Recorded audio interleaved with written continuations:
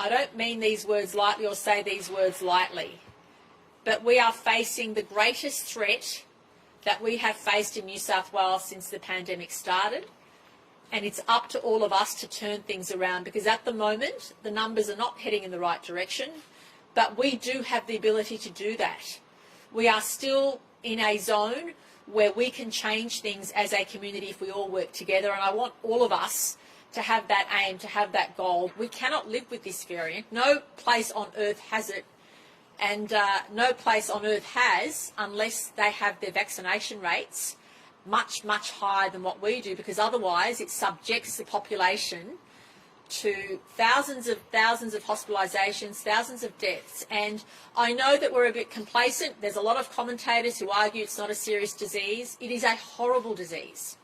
It affects people of all ages, and this variant is, as Dr. Chant said, she read out the number of people in intensive care and their ages for a reason. Young people are having to be admitted into intensive care, as well as older Australians.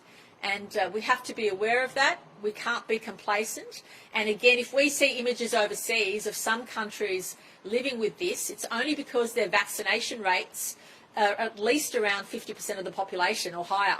We're nowhere near that. Are you disappointed, though, on that basis, that there appears to be some members of your own cabinet that think we should be letting this rip? Look, everybody's entitled to their view. My job is to speak to the facts and to speak to what New South Wales has to do. And I appreciate there'll be many in the community that think we've gone too far. Some will think we haven't gone far enough. But what we need to do is rely on the health advice. And the health advice is based on the most recent data we have.